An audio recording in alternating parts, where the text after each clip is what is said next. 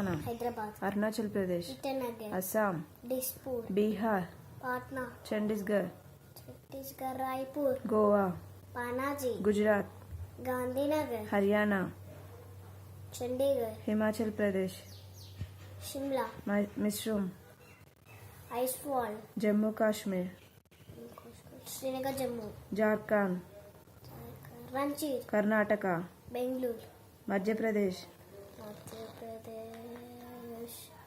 Bhopal, Kerala, Thiruvananthapuram, Maharashtra, Mumbai, Manipur, Imphal, Meghalaya, Shillong, Nagaland, Kohima, Odisha,